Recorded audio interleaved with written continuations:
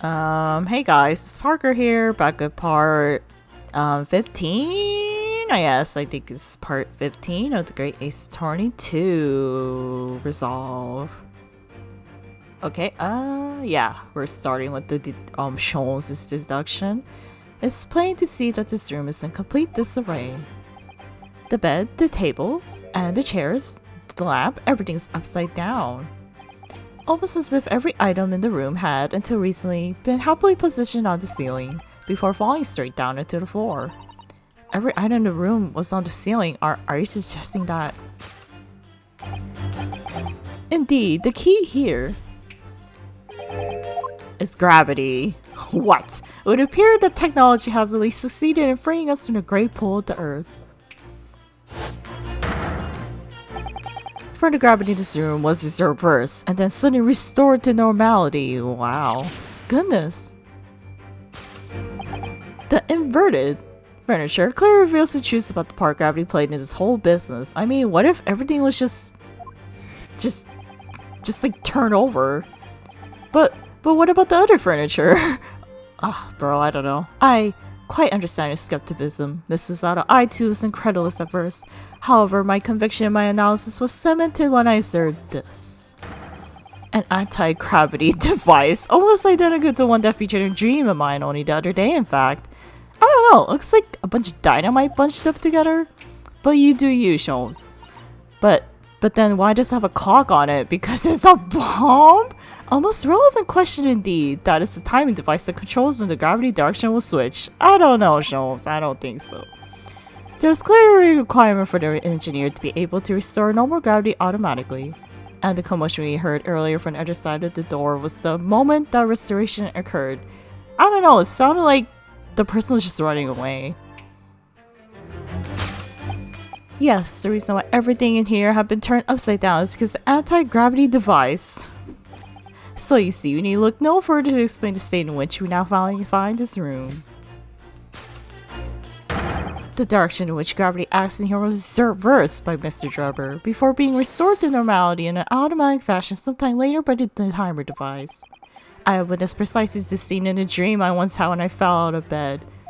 But that was a dream. That is fictional. Because gravity was reversed. Missing engineer. Now, let us consider the next conundrum. What was our engineer friend's aim to run away?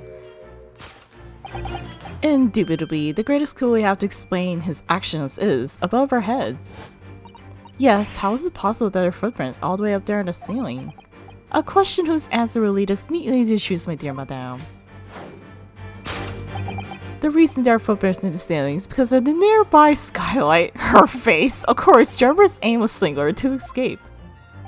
However, there's but one way into this room, except the skylight, that is.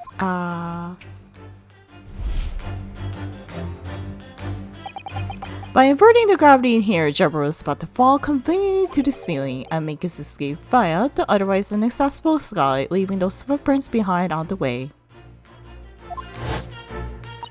But the ceiling in here is very high, Mr. Sholmes. If the gravity reversal was sudden, wouldn't Mr. Drebber have fallen up the ceiling rather violently? Falling up is both scientifically and philosophically a rather interesting concept, I feel, but the man was concerned with nowhere to run, so escape to the sky was his only option. Or he could be hiding. You may recall that I found this in the room earlier, what I believe offers a solution. Oh, the rope. To reach the intended destination, what better tool than this rope? Then why is the rope there? Shouldn't it be up on the ceiling? By anchoring one end to the wall, the man was able to lower himself safely to the ceiling. Which explains how Drebber was able to escape this room before our arrival. He reversed the pull of gravity and fled via the skylight. And personally, I should very much like to reverse the pull of gravity again now, just for fun. Conclusion: escape via the skylight.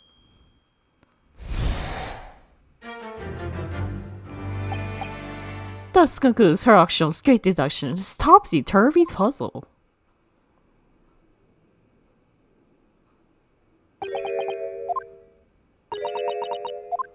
Toby! She's completely spellbound. Mr. Jones, there's just one thing that troubles me. I would expect nothing less. You're destined to be troubled by just one thing for the rest of your life. The thing is such a thing actually possible? Anti-gravity device, I mean? I would say that with man's current scientific knowledge at the turn of the 20th century, it's no more possible than instantaneous kinesis. So you're saying it's impossible, but your whole deduction hinges on it. Ah, but my dear fellow, when you have eliminated the impossible, whatever remains must be the truth, however improbable it may seem. It's a marvelous sign, wouldn't you agree? One of my more endearing pearls of wisdom. I had ours come up with exact praising. My original was clumsy. Yes, I have a feeling I've read something in that Mrs. Otto lent me once.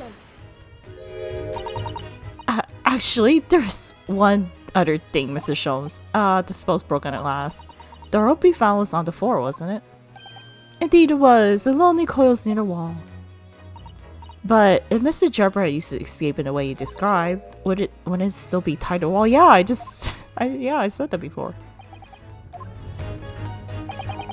Mysteries inevitably unraveled, and as I think you'll find, two ropes. And as evidence as such, you need only look at the mystery face in this room that is skillfully unraveled. The argument is circular as the coils of rope.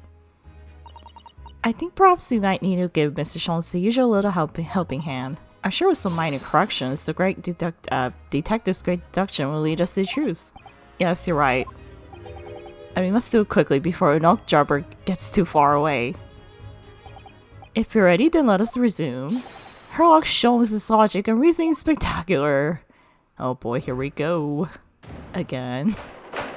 Course correction. Hold it, Mr. Jones.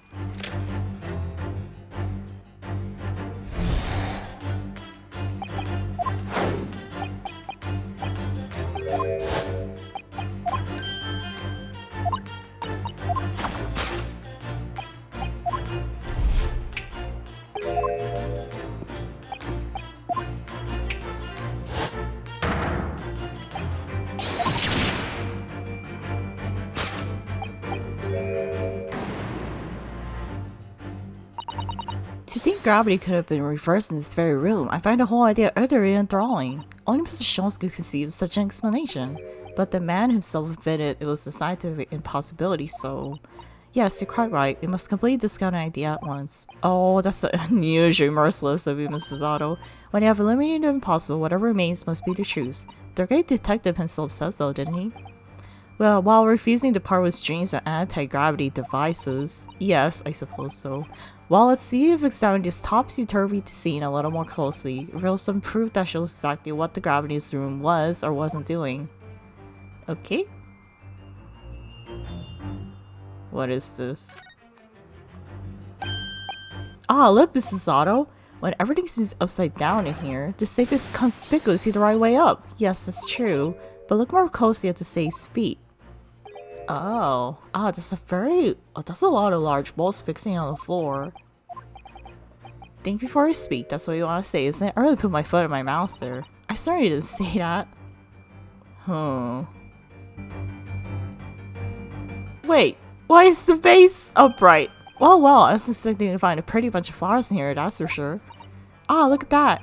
I know, the slender little vase looks like it's about to topple at a moment, but the flower's thriving. Somehow it makes you think of the fragility of life, wouldn't you say?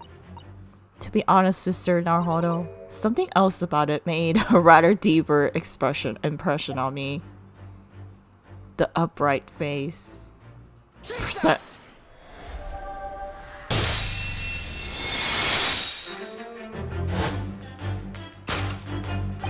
The upright face clearly reveals the truth about the part gravity played in this whole business.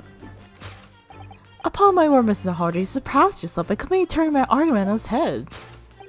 Trying to impress your assistant here, perhaps? No one's trying to steal a spotlight here, Mr. Jones, trust me. As you rightly say, though it appears at first glance that all the furniture in this room is upside down, this unassuming slender face is standing cleanly to attention. And unlike the large safe, there's nothing affixing it to the floor. And it's the exception that breaks the rule. In short, much as it pains me, the gravity in this room was never inverted at all! My deepest sympathies for your loss. Oh, poor Mr. Sholmes. Show must go on. So let us continue our deductions, okay?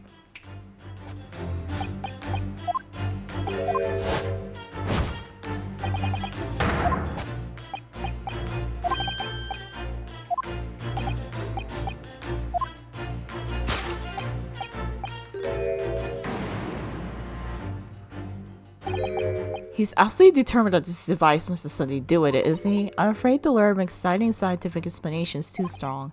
Well, there's no doubt that somebody did this. Somebody turned all this furniture over. So whoever it was must have had a reason to find something? I'm afraid nothing comes to mind at all, though. Well, let's look around and see if the answer presents itself. Okay. Save? Look, there's something right on the other side of this armchair. Oh yes, safe. 432582. Safe? As in safe and secure? No. As in secure lockable box, I think. Admittedly, more likely.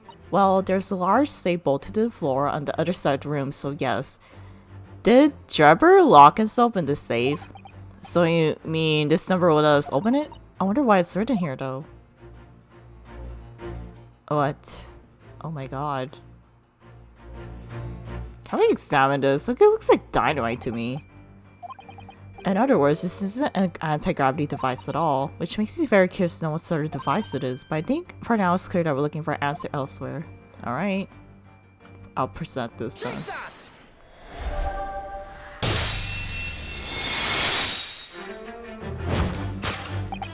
Yes, the reason why everything in here is turned upside down is because of the same combination.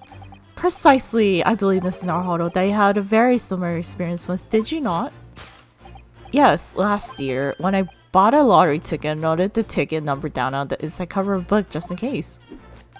That's it! For people who are forgetful souls at heart, always make a written note of important information, that is true. Just keep the ticket itself safe would be more sensible, I think. And what, pray, happened next, Mr. Naruhodo? When the day of the draw came round, I forgot which book I read and remember it, and I turned my room upside down to find it. That's it! For people who are forgetful souls at heart, always forget where to note things down. Not if you always note things in the same place. I actually won the second prize, you know. But I couldn't remember which magazine I— Thank you, Mr. Naruhodo, but I believe that proved my point now. Which is that a very similar scenario has clearly unfolded in this room. Finding himself requiring access to safe, the occupant of this room needed the combination code. He remembered that he had written on the underside of a piece of furniture but forgot which one, leading to the state in which we now find a room. Yes, Mr. Drebber overturned all the furniture in here in a desperate hurry to locate the combination code that would unlock the safe. Conclusion. To find the safe combination. Solved. Next topic.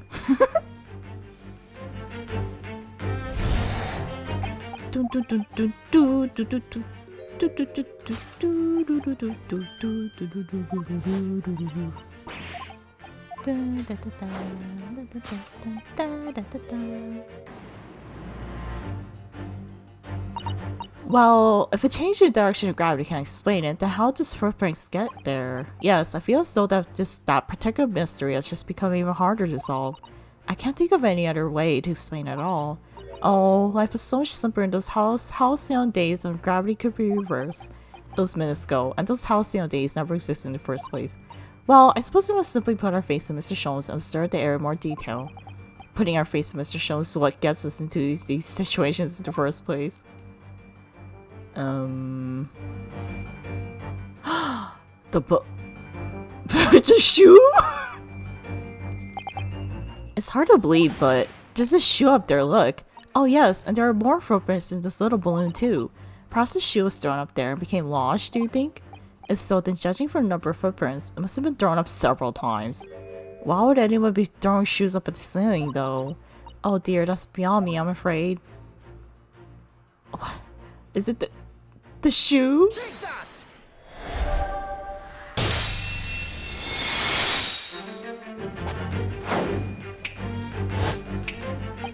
The reason there are footprints on the ceiling is because the nearby shoe. And on closer inspection, there are clear footprints all over the balloon as well. In other words, his aim was never the sky at all, but the balloon. But why? But for what purpose?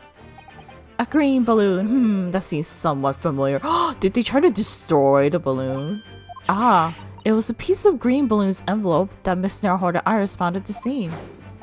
And inside the green balloon that Master Goss claims he saw up at the stage when the incident occurred, it was empty. Was the second bird cage, the crux of the whole instantaneous kinesis deception. You mean to say, if we assume the balloon in here is the model of the one used on the day, there's a strong possibility something may be concealed inside it. Something our Thunder was desperate to retrieve before making a hasty getaway. But the balloon's out of reach, that's why they try to break it with the shoe.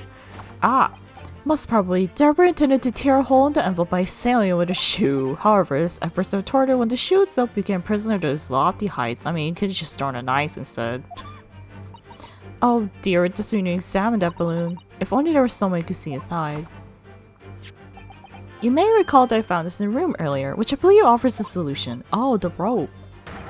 To reach an intended destination, what better tool than this rope? Mr. Schultz's managed to bring the deduction back to the rope. Alright, I have to admit, that was clever. So we just throw the rope up to the balloon, then pull it down to us in the ground? Yep. Which is much easier said than done, I feel. And could take us a very long time, so... True, perhaps we need a more surefire method. In fact, we already have one, of course, don't we? Do we? Oh, the crossbow. Because we could just shoot the balloon. Take that!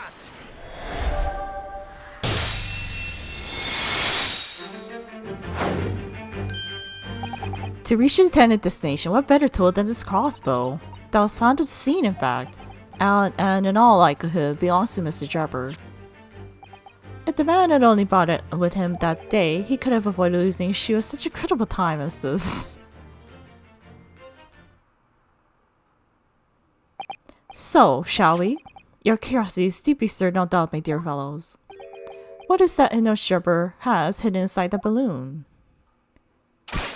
Bam! The statue? What the? The wax statue's head? A waxwork?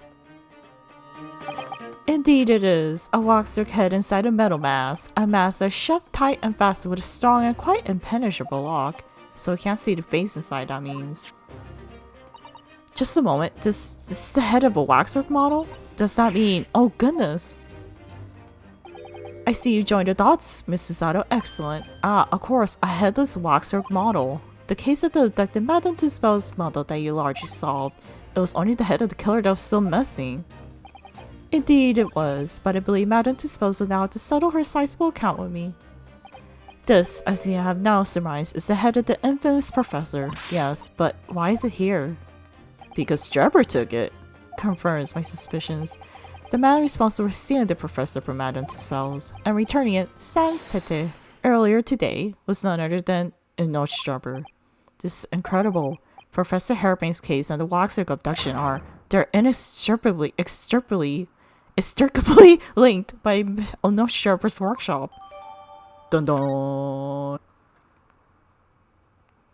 I actually want to examine the waxwork model. Okay, let's examine it.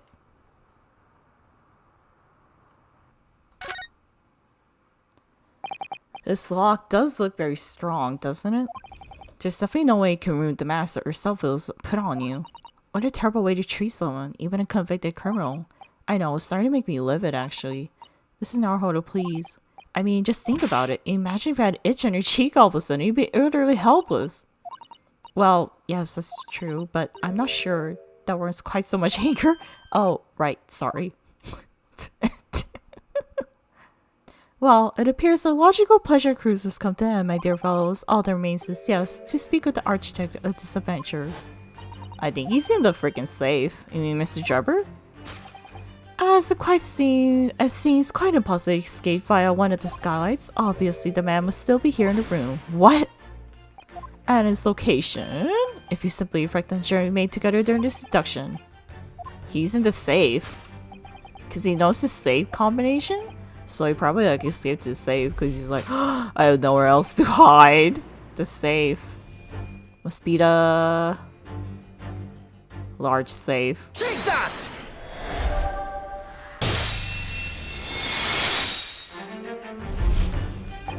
Before we gain access to this back room, we heard noises from in here, which tells us that the engineer was still in the building at the point in time. He was in fact searching for a combination to the safe. I pressed for time. Whoops. Made no attempt to write the furniture that I overturned in the process. From which you can deduce that this search for the combination happened very recently indeed. In summary, Mr. Enoch Drebber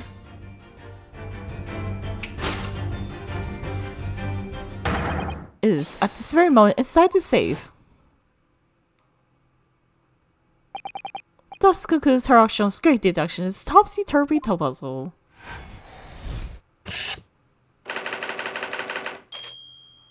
Conclusion: inside the safe solved. Deduction complete. Elementary.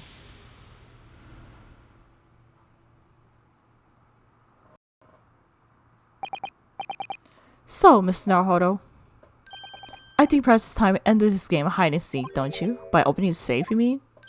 What else? Let's see, the combination is 1, 4, 3, 2, 5, 8, 2.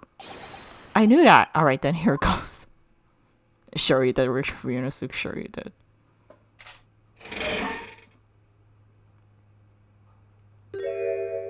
God, that was one uncomfortable position. You found me. I don't know how to voice him. The ball.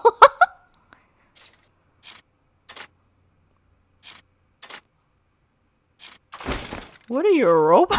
The dance moves? Oh my god. Techno dance moves. Oh my god.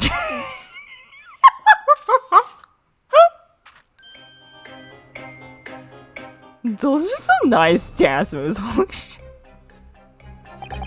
Right then, sir. Mr. Enoch Drebber, I presume. Correct. You better start talking and trick Professor Hairpin with the bogus machining belt. And you should have to explain the depth of the waxwork from mana to spells as well. Well, so I will be delighted to answer your many questions. I don't know. Personally, I would advise that you deactivate my little parcel first. Deactivate your parcel? I refer, of course, to the time bomb. I left in the most prominent situation. I mean, ha ha ha, I see sun silence. You're all gearing up to die with me then. No! He's already an interesting character. Mr. Sholmes, only 7 seconds to spare. That was too close for comfort. I got one foot in the grave already. Are you trying to help us get a killer or get us killed? Mrs. Show's deductions can be completely life-altering, can't they? Well, my dear fellows, that was a close shave. Phew, the resemblance to an anti-gravity machine is really quite startling, I must say. I mean, it's obviously a bunch of dynamite sticks bunched up together, Sholmes. Anti-gravity devices don't exist. Phew, I wouldn't push it, Mr. Sholmes. Or she will do the Susato throw. Alright, we're talking to this guy. What on earth's happening here? You found me, haven't you? No need to screw me down any further. Everything in here is precisely what it seems. Yeah, well, we'll be giving it a thorough going over, don't you worry, Drebber. What fails to click with me is how you were able to locate my workshop that was not listening. When I heard whistling from out of the room, I knew it was time to bolt. Whistling? Ah, that would have been me! Oh. For some reason, I woke in fine fettle today. No words, just tightly squeezed chips. Great, I must have had a screw loose, haha, screw loose though, so I couldn't remember the combination for the save. And another one loose, as I couldn't remember on which piece of furniture written it down. It was to find a robe over right wall. As yes, I had hoped to exceed to disguise, but sadly the rope was too short. So I then set about searching for the combination code to open the safe. And burning the incriminating blueprints, don't forget. Regretfully though, he failed to retrieve the head from the balloon among the raptors. And after I hid yourself inside the safe? Having first set this parcel ticking. Well, I had no intention of being nailed by the police. So you just put yourself in the safe and then have a bomb set up? Got a desolate, have you? Hiding right beside the ticking time bomb. Please, why do you suppose I chose to hide inside the safe? It's no ordinary safe, it's specially designed. A dynamite explosion wouldn't leave a scratch on it. So in fact, the safe was the only safe place, haha, get it? Precisely. But once you caught inside, you wouldn't have been able to get out again. I don't even know what I want to give in a robot voice. I invite you to look more closely. The safe is fitted with a handle on the inside to allow the door to be unlocked from within. Ah, so it is. I had always intended to blow this place to smithereens in any case. I just wasn't expecting uninvited guests to come along and screw up my plans. Do you mean to say you were planning to blow us all up? No, that was unforeseen. What do you mean? Most people run, you see, when they see a ticking time bomb at their feet, but you guys didn't, so you guys are kind of weird. I calculated the time required per sheet to a safe distance and set the device accordingly. But you're assuming and this is in here through a spanner in the works. Is something wrong, Gregson? Do I have something in face besides the usual eyes, ears, nose, and mouth? And my fabulous hat? I think we have a very good idea what's been going on here now, but what about the two instances you've finally been involved in recently? Professor Harebrain's instantaneous kinesis experiment, the Great Exhibition, and the waxer body soul which this head belongs to. That's no ordinary head, you know, that's the head of the professor, clad in a massive lock so strong I'm unable to open it safely to reveal the killer's identity. I've been considering carrying around, that's enough. Oh. What's going on here, Gregson? I'm sure you're aware that I have sole jurisdiction to investigate here. Yes, well, Dr. Sice again, so the forensic investigation team are here. And you know full well this engineer is a key witness. Why are you allowing this liar access to him? If Lord Sarn knew of this, you'd be finished. You lot, leave at once. My dear Madame, just no need for such a threatening tone, I assure you. After all, just a way to greet an old acquaintance is it, Dr. Size? Hello, Sholmes. Mr. Sholmes knows Dr. Size? If it's protecting the machine next door that's causing such a sour expression on your face, you're quite misguided. It's really nothing more than to show you— Get out! But of course, so show ourselves the door. I see you haven't solved it at all. Miss Naruhodo, yes, it would appear that delightfully entertaining investigations have run their course for the day. But Mr. Sholmes, let's leave this place in the doctor's capable hands. I said get out, now, all of you. Your presence here is not required either, Gregson. Understood. But I'll just say one thing before I head off. If it wasn't for this lawyer and his companions, we'd never have found this place, and the whole workshop would have been blown to bits. There's a time bomb sitting here that this lot disarmed. Inspector.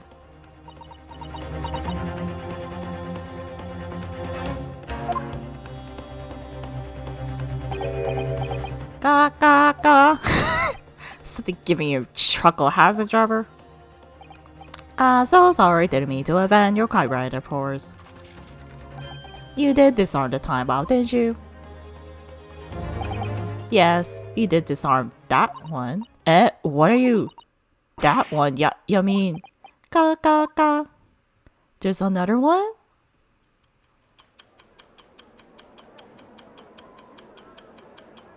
Oh my god.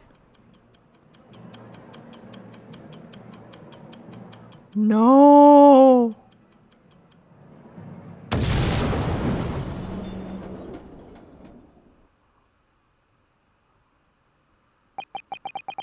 It was an hour later that we heard the news of the enormous explosion that ripped through the experimentation stage at the Great Exhibition. Professor Harebrain's invention and all his secrets were blown away forever. Oh my god. To be continued? Oh my god, the people at that scene, like...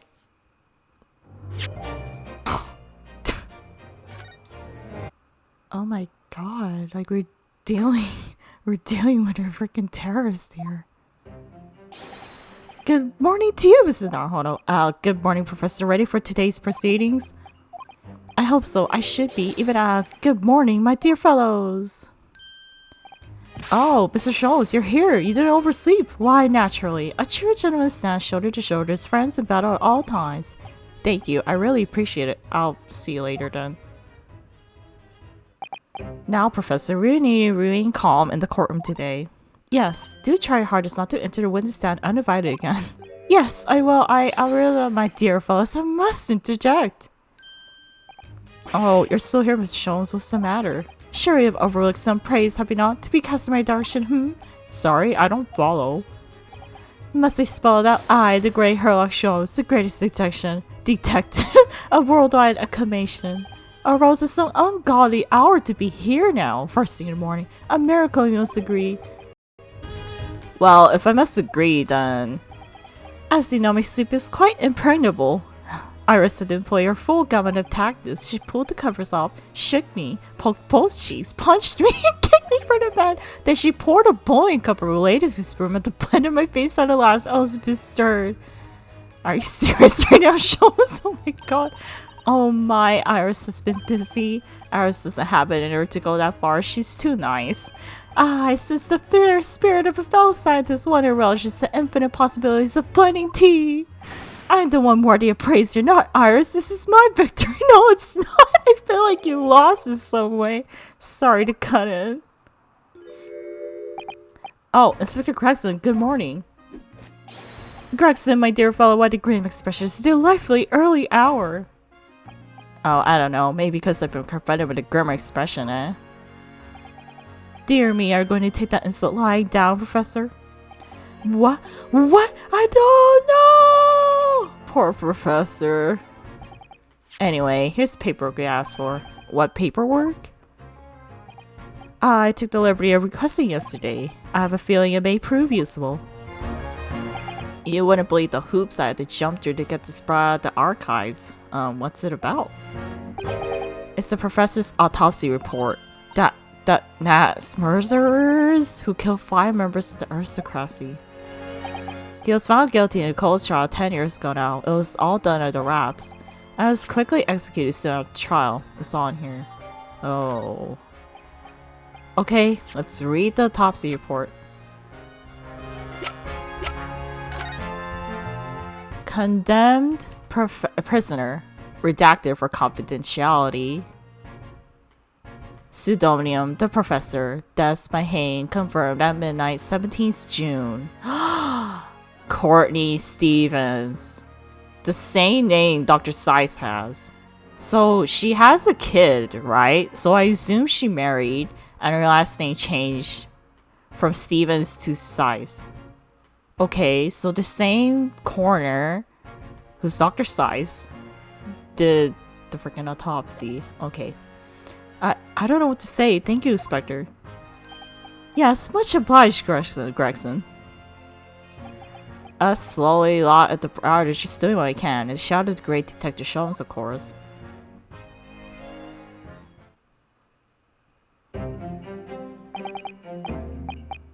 Well done, Professor Harriman, just sit. Today we're going to lay all this to rest at last.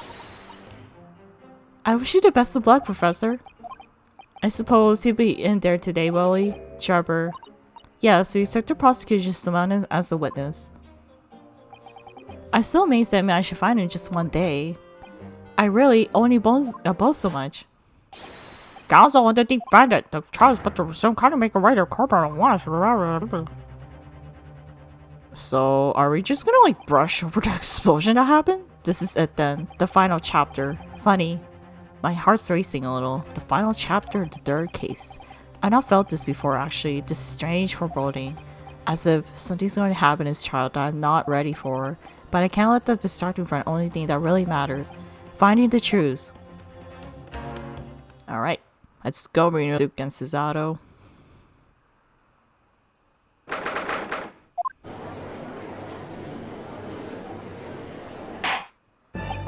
In the name of Her Majesty the Queen, I hereby declare this court to be in session again. We resume the public hearing of Albert Harebrain, here present who stands accused of murder. Are the counsels for the prosecution and defense ready to proceed? The prosecution is ready, my lord. The defense is ready, my lord. As promised, Lord Van Zieks has his apprentice with him. His apprentice in memory laws. If I may, Lord Van Zieks? Yes, my lord. There appears to be someone standing at your side. Ah, yes, my apprentice and assistant. The prosecution believes today's proceedings see the complexity of this case rise considerably. Oh my god, of course, Kazuma's using a sword. I therefore instructed my assistant to attend to assure the smooth running of the trial. And the smooth running liquid refreshments by the look of it. The way he holds himself, the way he moves, it couldn't be anyone else. But he's still suffering from amnesia, so there's really nothing we could do at the moment. I guess his body still remembers how to use the sword. I know, but oh, it's so very hard. It would appear the prosecution's done a fine job responding to the demands the court made yesterday. I understand he was successfully secured to engineer and disappear from the scene on the day in question. Yes, my lord, I intend to call him as a witness shortly. Very good, very good. Now then, ladies and gentlemen of the jury, who have been chosen at random to represent the will of the people in this courtroom today, are you ready and willing to proceed? Of course, my lord. I'm sure we all understand the importance of doing our civic duty. I'm the most boring juror. I do so despise deception and deceit. I find it so very wearing. Do take a man's life with a conjuring trick. It is against the magician's code, not to mention the law. Any fake friends if you feel the wrath of God, if you ask me. You have to listen to one side of both sides of the fence and then another one. That's it, isn't it? Wasn't like this my day. Wasn't like this at all. Back in my day. If all parties are ready to proceed, you may begin, Lord Van Zieks. Before I do, my lord, this report I must read to the court. Yesterday, at the Great Exhibition Grounds, the evidence of primary importance in this case, the super high voltage instantaneous kinesis machine, which is installed at the experimentation stage, was deliberately destroyed in an explosion and affected by an unknown person or persons. It was what? I exploded? It's an outrage!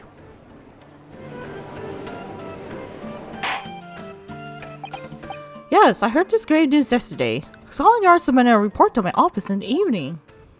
I read that the machine was busted to splinters and the wreckage reduced to ashes and flames.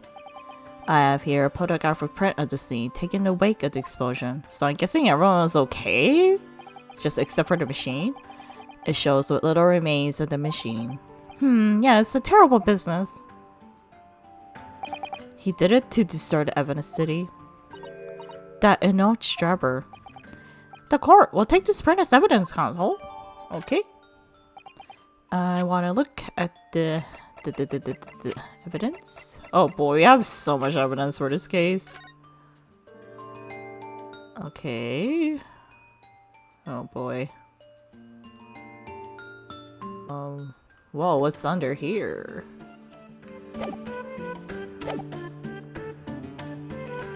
Late yesterday afternoon, the protection afforded to the machine by the Special Dispensation for Scientific Equipment Act. You know, can we just like name it SDSE? Because this is such a long ass name. Like SDSEA? Like SDSE? I don't know. However, before a thorough investigation could begin, the invention was obliterated from existence. As such, this would become a very different trial.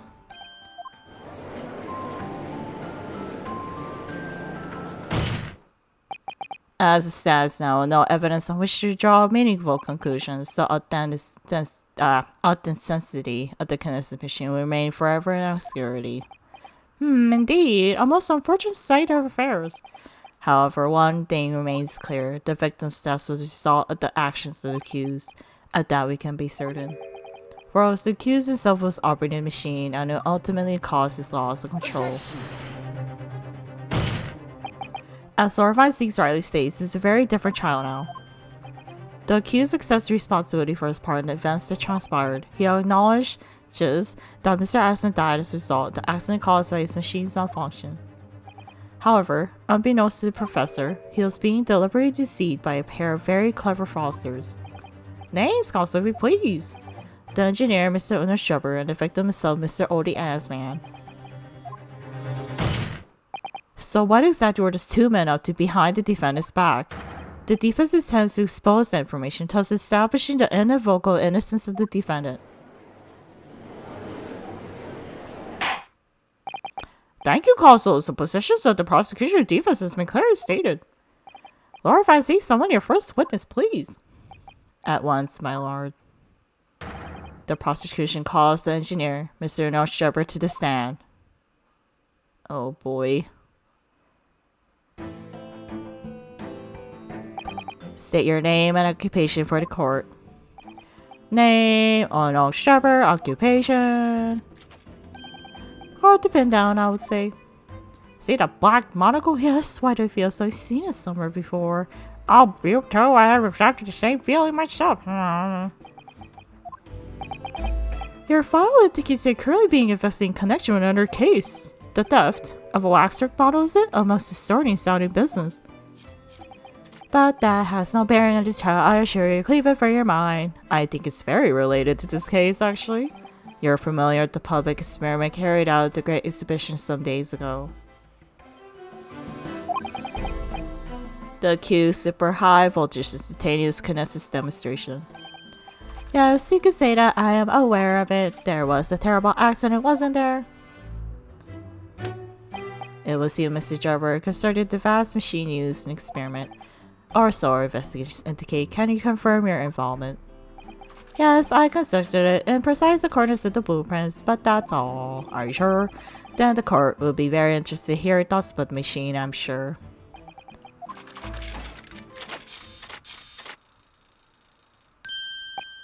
An amazing device, if you ask me. The pinnacle of modern science, making instantaneous kinesis a reality at last. What? Good gracious, do you mean to say the experiment was bona fide? Is that your belief, sir?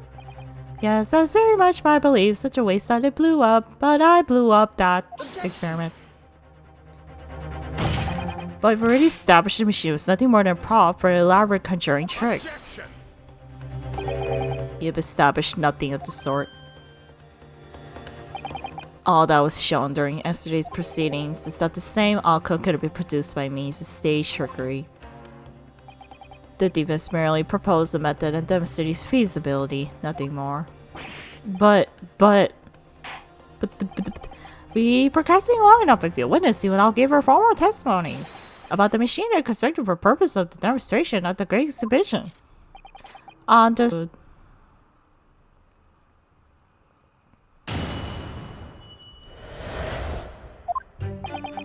I met the young professor approximately 1 year ago through Mr. Aslan's introduction.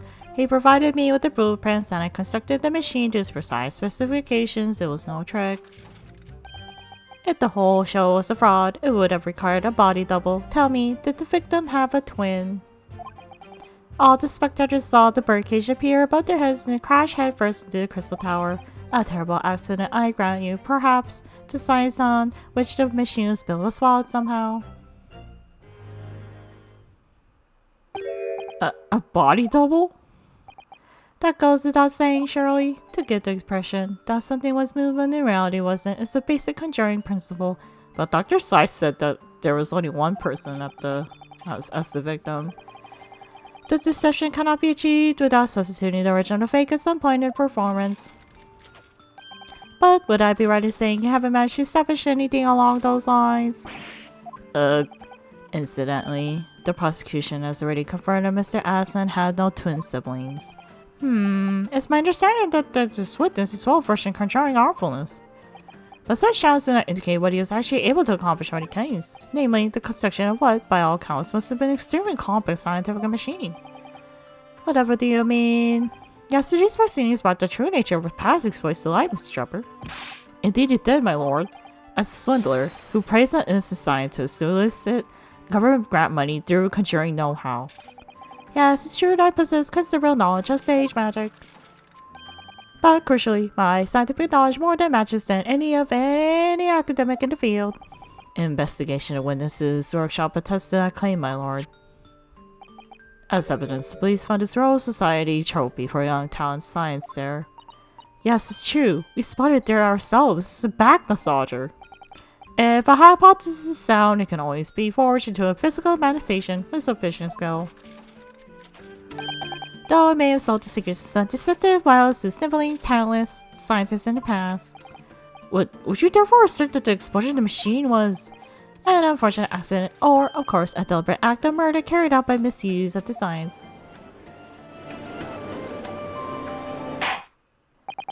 Counsel for the deepest and cross-examination, please. Yes, my lord. Cross-examination. Okay. Okay, you met the professor. Provided you blueprints. Did the victim have a twin?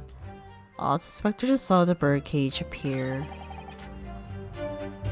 Okay, the birdcage appear. Okay, didn't we have a birdcage here? It crashed down with the victim's side to crystal tower, causing damage to the face. Yeah, but...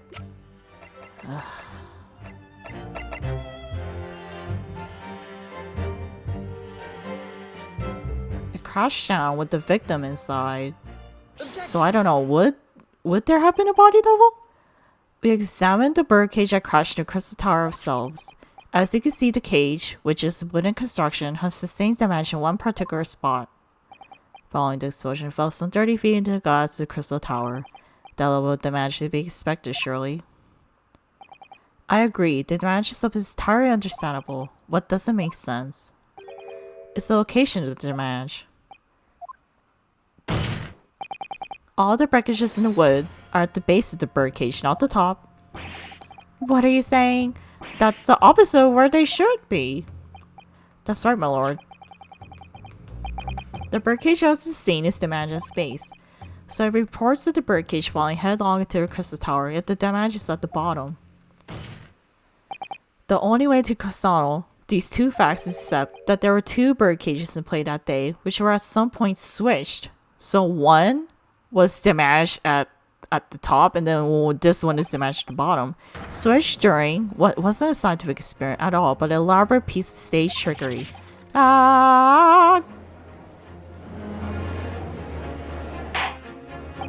Good gracious, explain yourself, witness. Well... If we examine the facts, there's only one logical conclusion we can draw. The damage at the base of the birdcage clearly indicates that it crashed tail first the tower. But multiple witness reports claim it fell head first. The birdcage materialized the sky next to a balloon flying over stage following a spontaneous explosion at an altitude of 60 feet above ground level, which is approximately 18 meters. It then proceeded to fall some 30 feet to the crystal tower in ensuing deflagration. Witness reports amidst such chaos are notoriously unreliable. But the victim's neck was broken. Like his legs weren't broken. He plummeted 30 feet inside a heavy wooden cage. However, he fell. Would be unsurprised to find one or two of his vertebrae crushed.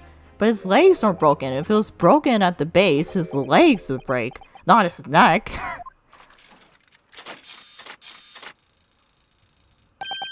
Repeating scientific analysis events from the prosecution there. Though, to be even more rigorous, you would have to say there was only one vertebrae, actually. He wasn't quiet for long. I find it hard to see what's motivating Lord Van Steeks. This witness is curious swindler. I wanted to see the personal friend of his. If we're going to establish this deception, do it right. Sorry? I feel like that's the undertone here. Ah, yes, and there's one more point. The defense appears to have forgotten. This obviously wasn't a trick, as certain truths very plainly demonstrates. What?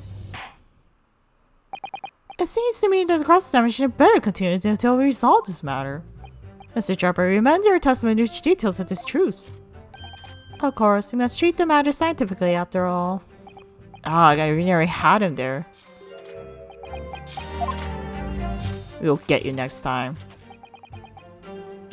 Because there's nowhere else 30 feet high for the birdcage I've fallen from.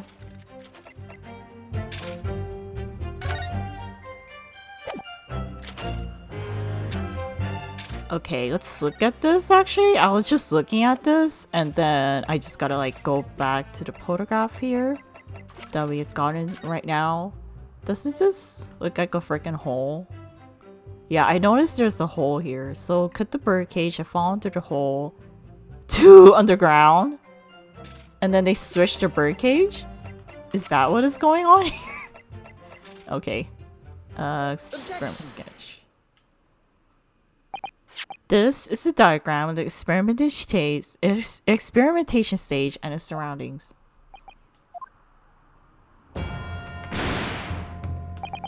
We know that somehow the birdcage appeared in mid-air before falling down into the crystal tower. A fall of about 30 feet, or 9 meters. However, if you examine the diagram carefully, you see that there is one other possible location from which the birdcage could have fallen. The same distance of 30 feet. No. Well, it appears the deepest possible explanation to put forward the freaking trap hole.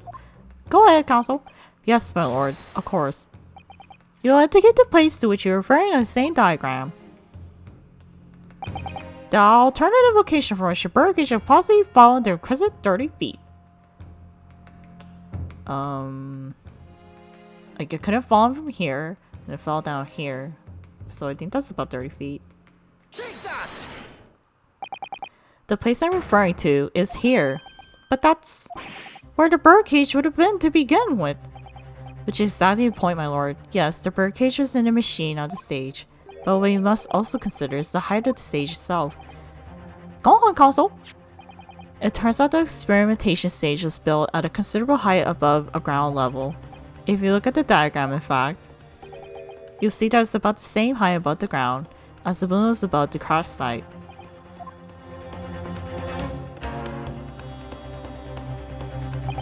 When the experiment got underway, the machine and the birdcage were engulfed in steam.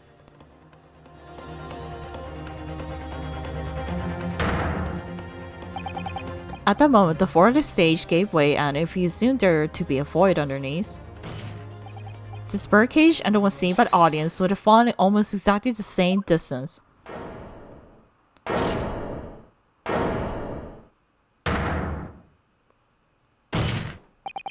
Once again, my lord, this all points to the fact that there was not one birdcage but two. My learned friend has no evidence that the stage has such a contrivance in its design. Someone is responsible for the criminal destruction of Kinesis machine itself is true. However, the stage still stands. We have a photograph. And take a moment to look at the photographic print of the scene following yesterday's explosion. Good lord, the metal grill that formed the floor of the machine is not done. Yes, most likely blown open by the force of the explosion that destroyed the rest of the machine. Isn't that so funny? Like, so ironic. They exploded the machine to erase evidence, but they made the evidence more clear by showing the hole. The defense calls the stage below the stage to be investigated immediately.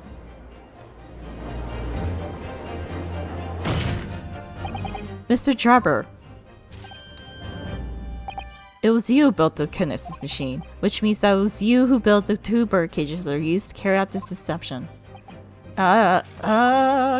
Whether Professor Hairbrain's hypothesis is sound or not makes no difference because it's construction of the machine that matters, a machine designed to take Mr. Addison's life.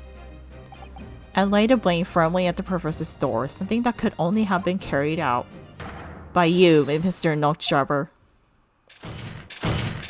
Oh damn. Grrr. What? Objection!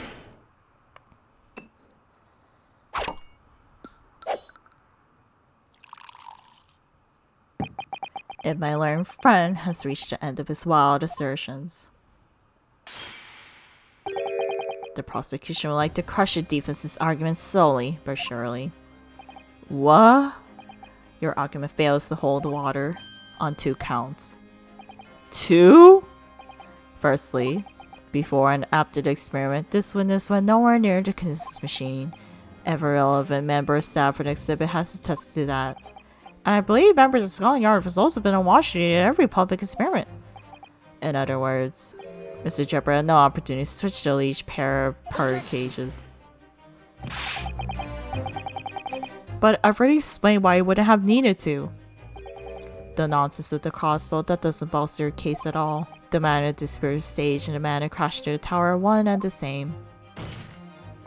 The forensic investigation team's report is unequivocal at the point. Unequivocal? Ah! And the second flaw in your assertion is a distant lack of motive. Why would this man have wanted to take the victim's life? He had no reason to do so.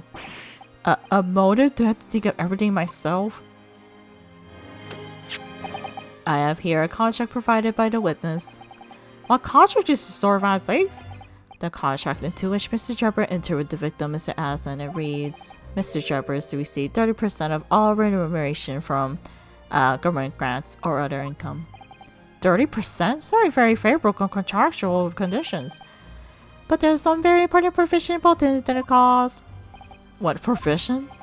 Mr. Drebber may only uphold this right on condition that both contracting parties are alive. In other words, if either of us were to die, the contract would become null and void. As you see, I'm nothing to gain from Mr. Aslan's death, the diametric opposite in fact. Ugh. Need I say more? The witness had neither an opportunity nor a reason to commit the alleged crime. In short, the possibility of Mr. Drebber having done as you suggest is nil. Ugh. Wah.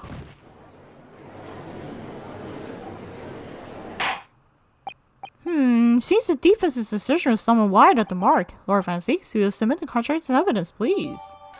Okay, I'm gonna examine this. And then I think I'll end it there. And then here after examining it. Okay. Terms of investment. The investor, Mr. Odie Aslan, hereby enters into a contract with the provider, Mr. Enoch Drebber, to fund labor and materials for the construction of a super high voltage instantaneous kinesis machine. Mr. Drebber is to receive 30% of all remunerations from government grants or other income. Mr. Drebber may only uphold this right on condition that both contracting parties are alive. Okay guys, I think that'll be it for part 15 of Great Attorney 2 Resolve. Thank you so much for watching, and I will see you guys next time. Bye bye.